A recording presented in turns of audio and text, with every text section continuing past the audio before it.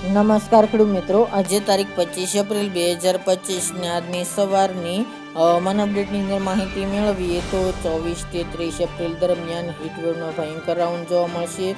તાપમાનનો પારો 45 ડિગ્રીને પાર પહોંચે તેવી સંભાવના સાથે જ હવામાનની અપડેટ મેળવીશું. તે ઉપરાંત પવનની ગતિની પણ માહિતી આપણે આ વિડીયોની અંદર મેળવીશું. ચેનલમાં નવા હોય તો ચેનલને સબસ્ક્રાઈબ કરી નાખજો અને વિડીયોને લાઈક આપીને તમામ ખેડૂત ભાઈને શેર કરી દેજો.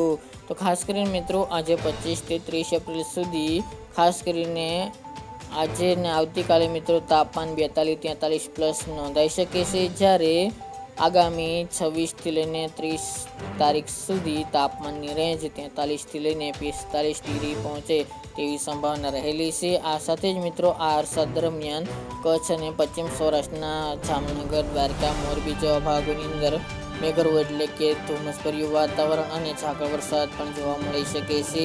બાકી મિત્રો, વાત કરીએ તો સૂર્યદેવનો પ્રકોપ અત્યારે જોવા મળી રહ્યો છે.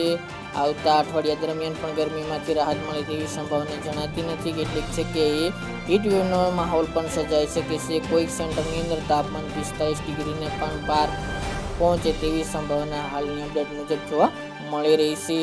આગાહી સમયની વાત કરવામાં આવે તો 2 દિવસ પહેલા તાપમાન ધીરે ધીરે વધી રહ્યું હતું. અત્યારે તાપમાન 43 ડિગ્રી આસપાસ નોંધાઈ રહ્યું છે. રાજકોટમાં 43.5, અમરેલી 42.9, નોર્મલ કરતાં 2 થી 3 ડિગ્રી વધારે જોવા મળી રહ્યું છે.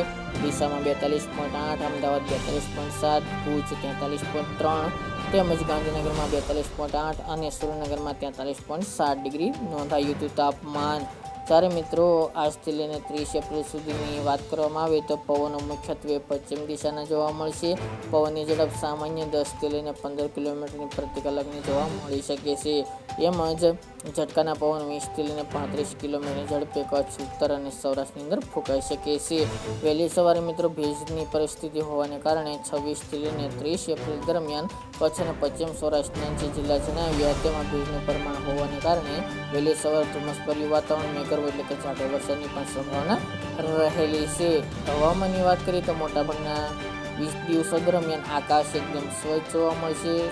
27-28 તારીખ દરમિયાન છૂટાછવાયા વાદળો જોવા મળી શકે છે. ગુજરાતના મોટાભાગના વિસ્તારની અંદર હવે તાપમાન 40 ડિગ્રી કરતાં વધુ જોવા મળશે. ડીસા, ભુજ વિસ્તારની અંદર 40 કરતાં નીચે તાપમાન નોંધાયું હતું. તેમાં હવે ધીરે ધીરે વધારો થતો જોવા મળશે અને આ અઠવાડિયા દરમિયાન તમામ સેન્ટરની અંદર વાત કરીએ તો 40 પ્લસ તાપમાન જોવા મળશે. હાલની સ્થિતિએ તાપમાન 42-43 જોવા મળી રહ્યું છે.